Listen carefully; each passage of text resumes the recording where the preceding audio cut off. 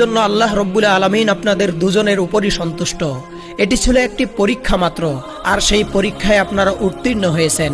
আল্লাহ বেহেশত থেকে এই দুম্বা পাঠিয়েছেন যা আপনি কুরবানি করেছেন। এই কথা শুনে হযরত ইব্রাহিম আলাইহিস সালাম আল্লাহর শুকরিয়া আদায় করলেন। আল কুরআনুল কারীমে আল্লাহ রব্বুল আলামিন বলেছেন, যখন তারা আল্লাহর আনুগত্য প্রকাশ করল এবং ইব্রাহিম তার পুত্রকে জবেহ করার জন্য প্রস্তুত করল, তখন আমি তাকে ডেকে বললাম, হে ইব্রাহিম, তুমি তোমার স্বপ্নের আদেশ পালন করেছ।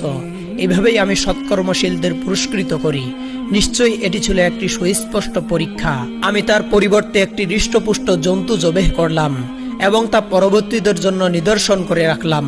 ইব্রাহিমের উপর আল্লাহর শান্তি বর্ষিত হোক। প্রিয় শ্রোতা, এটি ছিল হযরত ইব্রাহিম আলাইহিস সালাম ও ইসমাইল আলাইহিস সালামের ত্যাগের অমর কাহিনী। আল্লাহ রাব্বুল আলামিন আমাদেরকেও এই ত্যাগ, তিতিক্ষা ও আল্লাহ প্রেম থেকে শিক্ষা গ্রহণ করার তৌফিক দান করুন। আমিন।